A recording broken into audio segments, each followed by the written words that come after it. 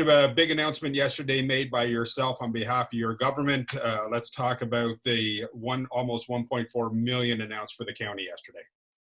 Yeah, so as a part of the government's $200 million commitment to support the vulnerable in our community, I think this is an important allocation locally of 1.4 million, which is going to support things like food bank, sheltering, and any other supports at the municipal level, allocation of food for those who, we know locally there's a number of food banks that put on suppers, lunches.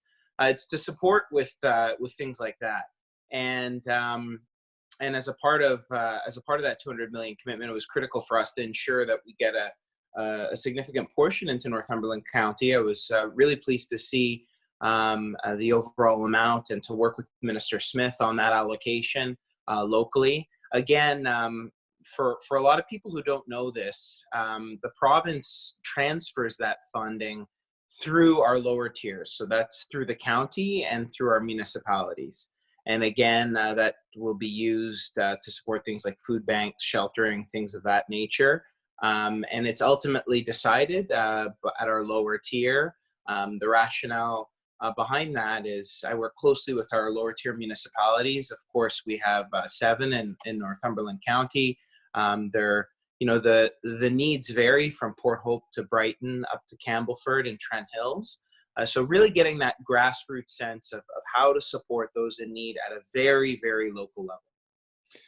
Where does this money come from, or what part of the government during this did it come from? Came from this came through Ministry of Community Service, Social Services, and through Minister Smith's ministry, and as a part of our action plan to support Ontarians during COVID-19.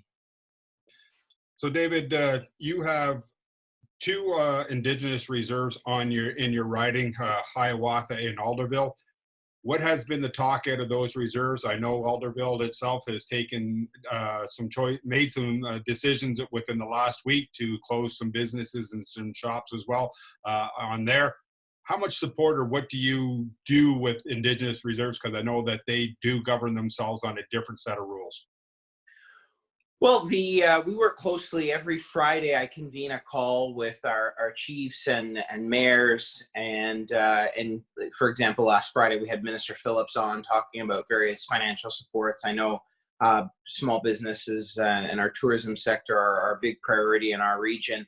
As far as our specific 2 Indigenous communities go, they've been on the call. We've been discussing supports for Indigenous communities. Obviously, in the action plan, we specified specific supports, but in addition, we've been having localized discussions, I should say. Chief Mowat let me know about the full closure in Alderville. I think the responsible decision. I support our partners on this, and I know, given the increased traffic in Alderville and excuse me, the important role of 45 there, I think it was a responsible decision. I ultimately respect that decision, and we work closely on whatever the needs are. We have that touch base, as I said, on a weekly basis to go over any emerging needs, and they've since made that decision over the last few days, when I support. Have either one of them requested specific financial help at this time?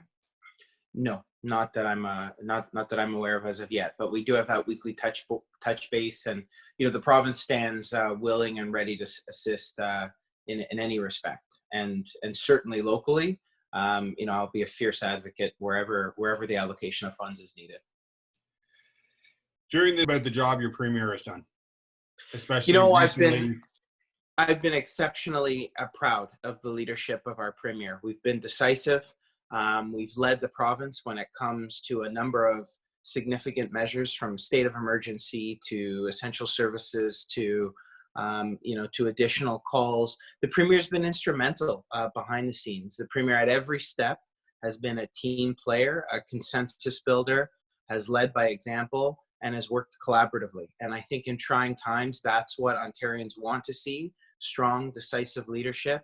You know, that not that there was ever any doubt, but if there for the few who there were, I've received remarkable feedback, even from staunch campaigners on the opposite sides of different political stripes, have been commending the leadership of the Premier. And when we look to issues of supply chains and someone of a business background who gets it, I think it's critical that Team Canada has a player in their roster. And if I dare say, I think he's been a real leader on Team Canada in terms of advocating, working collaboratively with the feds. And of course, as you saw, working with Ambassador Lighthizer and others into the United States on the 3M issue recently. But I've been really proud, and he's shown, you know, the sort of man he is personally as well. You know, everybody knew that in his local community when he was a municipal councillor, but I think the province has seen it, whether it's hand delivering masks, getting right, understanding that supply chain. A lot of politicians see it at this level. He really gets down to the ground, understands those challenges, and I think we're able as a province to respond more effectively as a result. So I've been exceptionally proud to be a part of the Premier's team on this.